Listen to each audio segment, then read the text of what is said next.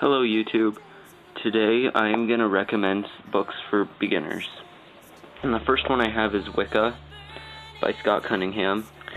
Everybody says it's the perfect book for beginners, but I didn't really think so. I thought it was more of a kind of like one of those kind of second books that you would read. But it was a good book. It touched really lightly on some subjects like cleansing or ritual design, and I thought that was important for a beginner. But it does have recommended reading in the back, so it's not like it's completely empty of information. And then Living Wicca. This was an amazing follow-up. I love this book through and through. It helps you create your own path. It goes through and tells you about altars and tools, and then like ritual design, and all that good stuff. Book of Shadows, tons of symbols and all that. And it literally tells you, there's literally a section that tells you how to live Wicca and how to live your faith and live being a witch, wicked witch, and all that, actually, every day. And the book that I thought was the best for a beginner's book, this was the very first book that I got for witchcraft and Wicca, is Teen Witch by Silver Ravenwolf. This is a new cover. I couldn't find the one with the old cover.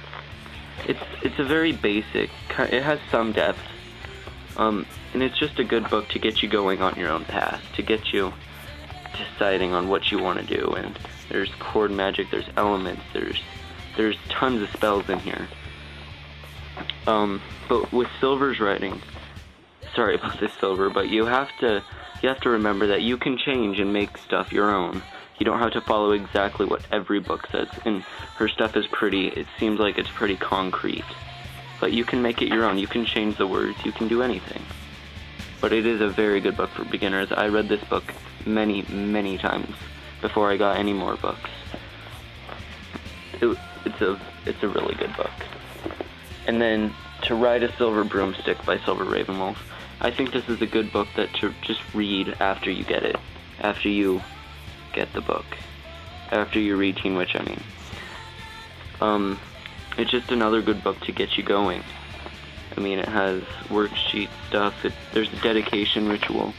Or it doesn't have it in there. But I believe it's this book. In this book, it has a teen seeker ritual to just tell God and Goddess, deity, that you wanna see if you're ready to be dedicated, kind of thing. And it goes over tarot and all that good stuff, and correspondences for the days of the week. Good book. It's a very good book. I enjoyed this book. And I've read the other two, To Stir a Magic Cauldron and To Light a Sacred Flame, but I don't own them. And then this is the Fortune Teller's Bible by Jane Struthers. This book, I really enjoyed the folk art section. I thought that was a very good section. It's illustrated in color. It has scrying, tea leaves, chiromancy, flowers, in the folk art kind of thing. And it also has like astrology and numerology, playing cards, face reading, all that.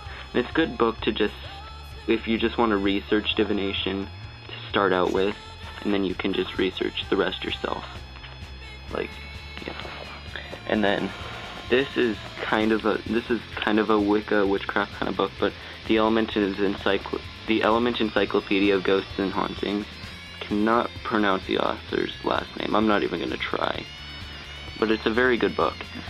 A to Z on everything paranormal. I mean, there's even some occult things that you can find in there, like ESP, shaman. There's actually witchcraft in there. And there's a lot of paranormal history, a lot of people, and a lot of places. It was just an amazing book. Some people don't read these books, they just look stuff up as they need it. I've been reading this book. I'm currently at K's, but I've been reading this book I'm going to read it from cover to cover. just because I love that. And then these books I have them on Kindle.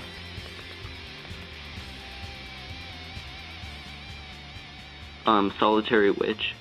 It's the everything all-in-one Wicca and witchcraft book. I mean, there's a lot of in-depth kind of stuff here. It touches base with everything, and there's enough info that you can research it and go with it if you like. It's a very, very good book for a beginner. And then I also have Sons of the Goddess. Let me just get to the cover. Sons of the Goddess by Christopher Penczak. And this is a book for guys. And I bought this book because there's not many books out there for guys, and I thought it was a very good book. I mean, he is an amazing author. He also wrote, like, The Inner Temple of Witchcraft and The Outer Temple of Witchcraft, and there's mother and son mythology through, like, different cultures, and then there's instant meditation magic. There's tons of good stuff here. And then the next book I have it's a fiction book, and it's not Wicca or witchcraft really. It's actually Wicked, The Life and Times of the Wicked Witch of the West. I just wanted to throw this in here because I read this book, and I was just amazed on how good it was. It's basically about the Wicked Witch of the West and how she became green in her life, and why she became evil, and it has everything in there. It's a very amazing book. I definitely recommend it. It's by Gregory Maguire. So, okay, those are my basic books that I kind of picked out for beginners. So, I hope you check those out and enjoy.